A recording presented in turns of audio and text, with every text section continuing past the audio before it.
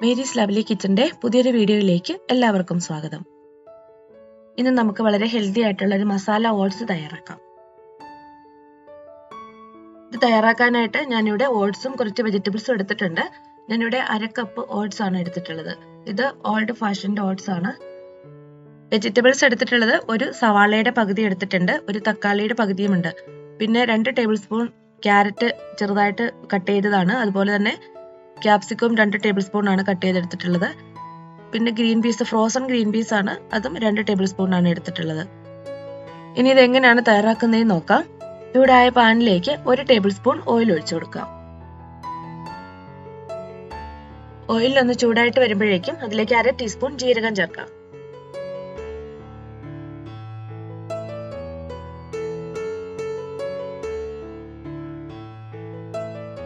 ഇതിലേക്ക് അരിഞ്ഞു വെച്ചിരിക്കുന്ന സവാള ചേർത്തൊന്ന് വഴറ്റിയെടുക്കാം.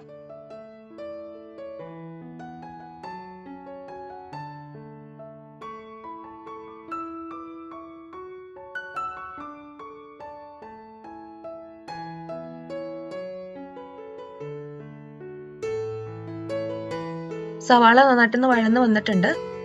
സവാള ഒന്ന് ട്രാൻസ്പെറന്റ് ആയിട്ട് കിട്ടിയാൽ മതി നമുക്ക്. ഇനി ഇതിലേക്ക് ക്യാരറ്റും ഗ്രീൻ പീസും ചേർത്ത് കൊടുക്കാം. ഇതിലേക്ക് എപ്പോഴും ചേർക്കുമ്പോൾ ഫ്രോസൺ ആയിട്ടുള്ള ഗ്രീൻ പീസ് തന്നെ ചേർക്കണം, അല്ലാതെ ഡ്രൈ ആയിട്ടുള്ളതാണെങ്കിൽ കുതിർത്തിയിട്ടൊന്നും ഇതിലേക്ക് ചേർക്കരുത്. അങ്ങനെയാണെങ്കിൽ വേവിച്ചിട്ട് മാത്രമേ ചേർക്കാൻ പാടുള്ളൂ. ഇതും 2 മിനിറ്റ് ഒന്ന് വഴറ്റിയെടുക്കാം.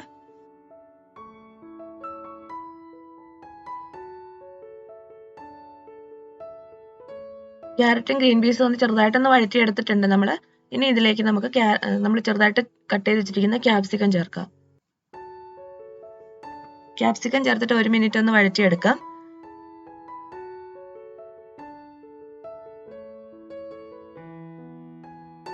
ഇനി ഇതിലേക്ക് ഒരു തക്കാളിയുടെ പകുതി നമ്മൾ ചെറുതായിട്ട് കട്ട് ചെയ്ത് വെച്ചിട്ടുണ്ട്, അത് ചേർക്കാം.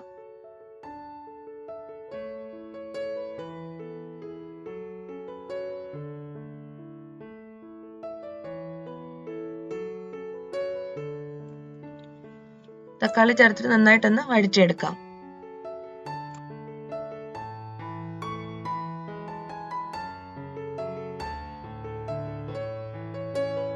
ഇപ്പൊ തക്കാളി നന്നായിട്ടൊന്ന് വഴന്ന് കിട്ടിയിട്ടുണ്ട്.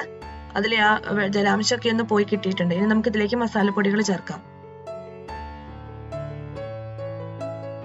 ഇതിലേക്ക് മഞ്ഞൾപ്പൊടി ചേർക്കാം. ഞാനിവിടെ ഒരു 1/4 ടീസ്പൂണിന്റെ പകുതി, ഒരു 1/8 സ്പൂൺ മഞ്ഞൾപ്പൊടിയാണ് ചേർക്കുന്നത്. 1/2 ടീസ്പൂൺ മുളക് പൊടി ചേർക്കാം. ഞാനിവിടെ കാശ്മീരി ചില്ലി പൗഡർ ആണ് ചേർത്തിട്ടുള്ളത്. എരിവ് കൂടുതൽ വേണം എന്നുള്ളവര് പച്ചമുളകോ അല്ലെങ്കിൽ എരിവുള്ള മുളക് പൊടിയോ നിങ്ങളുടെ ഇഷ്ടം പോലെ ചേർക്കാവുന്നതാണ്. ഇനി ഞാൻ ഇതിലേക്ക് ഗരം മസാല പൊടിയും കൂടി ചേർക്കുന്നുണ്ട്. 1/4 ടീസ്പൂൺ ഗരം മസാല പൊടിയാണ് ഞാൻ ചേർക്കുന്നത്. പൊടികളുടെ പച്ചമണം മാറാൻ വേണ്ടിയിട്ട് ഒന്ന് വഴറ്റിയെടുക്കാം.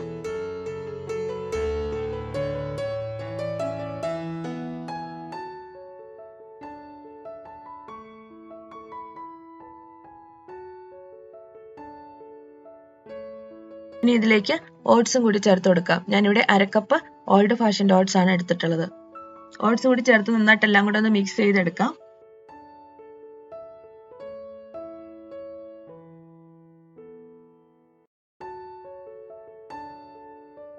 മസാലയൊക്കെ ഓട്സിൽ നന്നായിട്ടൊന്ന് മിക്സ് ആയിട്ടുണ്ട്.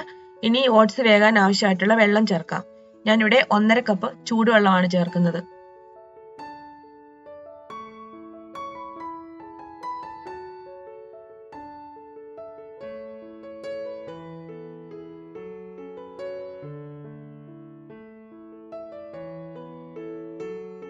പാകത്തിനുള്ള ഉപ്പ് കൂടി ചേർക്കാം.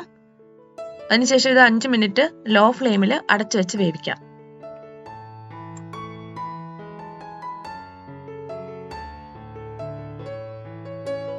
ഇപ്പോൾ ഓട്സ് നന്നായിട്ട് വെന്ത് കിട്ടിയിട്ടുണ്ട്, ഒന്ന് തിക്കായിട്ട് വന്നിട്ടുണ്ട്. ഉപ്പ് പാകമാണോ എന്ന് നോക്കുക. ആവശ്യമുണ്ടെങ്കിൽ അല്പം ഉപ്പ് കൂടി ചേർക്കാം. ഇനി നമുക്ക് സ്റ്റവ് ഓഫ് ചെയ്യാം.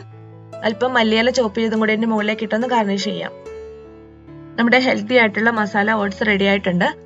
ബ്രേക്ക്ഫാസ്റ്റിനോ ലഞ്ചിനോ ഡിന്നറിനോ എപ്പോൾ വേണമെങ്കിലും നമുക്കിത് തയ്യാറാക്കി കഴിക്കാവുന്നതാണ്. പെട്ടെന്ന് തന്നെ തയ്യാറാക്കാനും പറ്റുന്ന ഒരു ഡിഷാണ്. ഇന്നത്തെ വീഡിയോ നിങ്ങൾക്ക് എല്ലാവർക്കും ഇഷ്ടമായെന്ന് വിചാരിക്കുന്നു. ഓട്സ് ഇതുപോലെ നിങ്ങൾ തയ്യാറാക്കിയിട്ടില്ല എന്നുണ്ടെങ്കിൽ ഒന്ന് തയ്യാറാക്കി നോക്കുക. എന്നിട്ട് നിങ്ങളുടെ കമന്റ്സ് ഒക്കെ ഒന്ന് അറിയിക്കുക. പുതിയൊരു റെസിപ്പിയുമായിട്ട് നമുക്ക് വീണ്ടും കാണാം.